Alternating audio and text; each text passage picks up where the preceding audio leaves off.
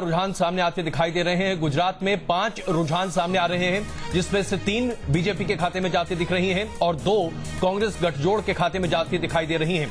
उसके साथ साथ हिमाचल प्रदेश से भी 2 रुझान सामने आ चुके हैं और भारतीय जनता पार्टी के खाते में 1, कांग्रेस के खाते में 1 रुझान फिलहाल जाता दिखाई दे रहा है। अपने दर्शकों का हम ये बता दें, ये शुरुआती रुझान है जो अभी आप देख रहे हैं। गुजरात और हिमाचल प्रदेश दोनों राज्यों से बैलेट जो काउंटिंग है उसकी शुरुआत हो चुकी है।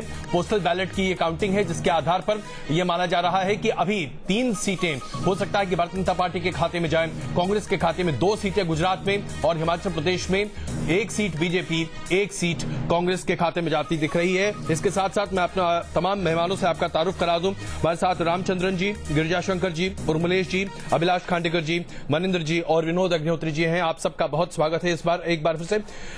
रामचंद्रन जी, मैं ये समझना चाहता हूं, जो अभी धीरेन्द्र कह रहे थे कि जिस तरह से प्रधानमंत्री नरेंद्र मोदी ने पूरा अपना दमखम लगा दिया है, एक तरह से अपनी इज्जत दांव पर लगा दी है, ये भी साबित करने के लिए कि जब तक मैं मुख्यमंत्री था तब तो मैं जीतता ही था, लेकिन आज मैं प्रधानमंत्री हूं तब भी गुजरात में मैं ही चलता हूं।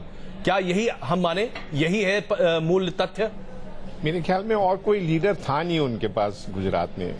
विजय रूपानी मुख्यमंत्री जरूर थे जी, पर उनकी इन्फ्लुएंस गुजरात पे लोगों पे इतनी नहीं थी जितने नरेंद्र मोदी साहब की है।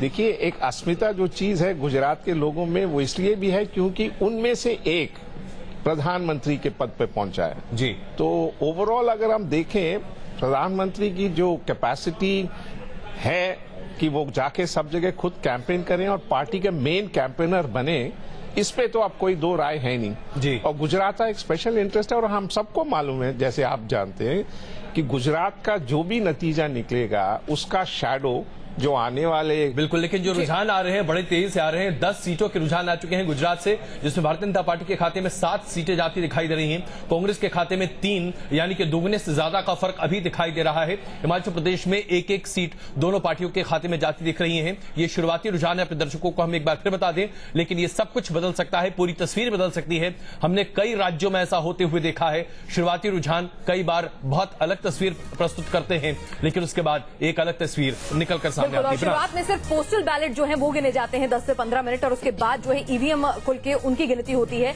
तो अगर सही तस्वीर की बात करें तो वो 8:30 बजे से धीरे धीरे आनी शुरू होती है। लेकिन जो शुरुआती दौर है, कम से कम वोटर का मिजाज जरूर बता रहे हैं कि अगर पोस्टल बैलेट में से अगर उसके आधार पर 7 सीटों पर बीजेपी बढ़त बना रही है तो मिजाज क्या कुछ कह रहा है। सूरत से सुभाष शिर्के लगातार जुड़े हुए हैं और धीरेन्द्र पुंडीर भी लगातार हमारे साथ जुड़े हुए हैं और शिमला से हमारे साथ विशाल है। मुझे लगता है कि विशाल के पास जरा पहले चलना चाहिए समझने के लिए कि हिमाचल प्रदेश में क्या चल रहा है। विशाल, हिमाचल प्रदेश में इस बार ऐसा लग रहा था कि भारतीय जनता पार्टी अपनी न सिर्फ बढ़त बनाएगी बल्कि सरकार भी बनाएगी। 5-5 साल का आमतौर पर वहां पर यह ट्रेंड देखने को मिला है, लेकिन बीजेपी की तरफ से बार बार कहा जा रहा था कि 68 में से कम 50। क्या यह संभव होता दिख रहा है? क्या इसके आसार दिख रहे हैं आपको?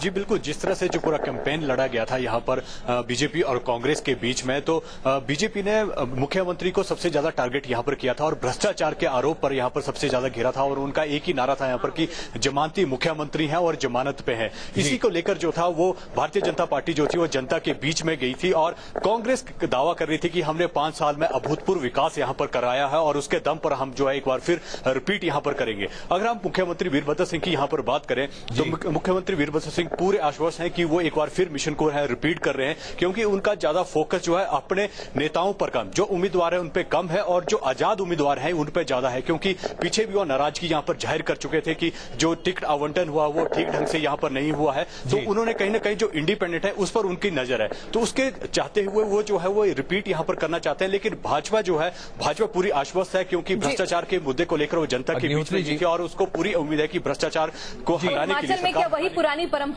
5 साल के बाद जो सरकार बदल जाती है, पार्टियां जो है बदल जाती हैं, वो परंपरा कायम रहेगी या फिर जैसे कि कांग्रेस अपने विकास के दावे पेश कर रही है वो जनता को लुभाने में कामयाब रहेगी? मैं एक सवाल आपसे हिमाचल पर अगर समझना चाहूं, ऐसा प्रतीत हो रहा था कि जनता में बहुत ज्यादा कांग्रेस की सरकार को लेकर असंतोष नहीं है। कम से कम जब मैं भी हिमाचल गया तो मुझे भी ऐसा प्रतीत हुआ कि बहुत ज्यादा असंतोष नहीं है। कानून व्यवस्था को लेकर बड़ा सवाल उठा और खास करके महिला सुरक्षा को लेकर सरकार कटघरे में खड़ी रही। सवाल यह है कि वीरभद्र सिंह की सरकार अपने आप को बचा क्यों नहीं पा रही थी और केंद्र से, यानी कि अगर सेंट्रल कमांड की बात करें तो कोई मदद मिल नहीं रही थी। कांग्रेस ने क्या पहले ही हताशा के मारे तय कर लिया था कि हिमाचल में कुछ नहीं होने वाला है? नहीं, देखिए, अभी हम लोग इस पर बात कर रहे थे। कांग्रेस ने, मुझे लगता है, शायद हिमाचल को अनदेखा करके एक बड़ी गलती की।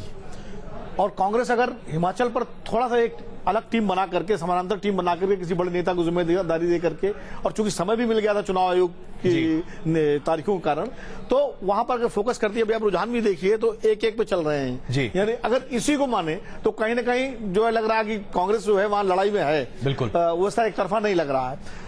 तो अगर कांग्रेस शायद फोकस करती तो जो वहां से रिपोर्ट आई, आप भी गए थे, हमारे एक मित्र गए थे, उनका तो कहना है, उनका आज भी कहना है, वो सोफोलॉजिस्ट है, उनका आज भी कहना है कि ये जो है जो भी जीतेगा वहां नेक टू नेक करके जीतेगा। मतलब 1-2 सीटों से आगे पीछे होंगे तो हिमाचल में। और अगर कांग्रेस थोड़ा जोर लगा देती तो शायद रिपीट कर जाती उसकी सरकार, क्योंकि वीरभद्र सिंह को लेकर के नाराजगी नहीं थी निजी तौर पर। दूसरा, जिस तरह वीरभद्र सिंह पे हमले किए गए उसको हिमाचल के लोगों ने अच्छा नहीं माना था। तो ये 2 फैक्टर वहां थे। लेकिन कांग्रेस ने प्रचार में वहां पर एक कमजोरी दिखाई, या बिल्कुल सारा ध्यान गुजरात पर केंद्रित किया। उनको लग रहा था गुजरात अगर हम जीत लेंगे या गुजरात में हम अच्छा कर लेंगे तो उसका एक ज्यादा देशव्यापी उसका प्रभाव पड़ेगा। और इस वक्त हमारे साथ गिरिजा शंकर जी भी वरिष्ठ पत्रकार जुड़े हुए हैं। गुजरात की बात एक बार फिर से कर लेते हैं, क्योंकि यहाँ पर जो रुझान आ रहे हैं उसमें 12 सीटों पर बीजेपी आगे चल रही है, कांग्रेस 4 सीटों पर आगे चल रही है। हालांकि ये शुरुआती रुझान है, पोस्टल बैलेट का काउंट है। कि हम इतनी जल्दी लगभग हम 16 रुझानों की बात कर रहे हैं और 16 में से 12 भारतीय जनता पार्टी के खाते में जाती दिख रही हैं। यह प्रदर्शित करता है कि शायद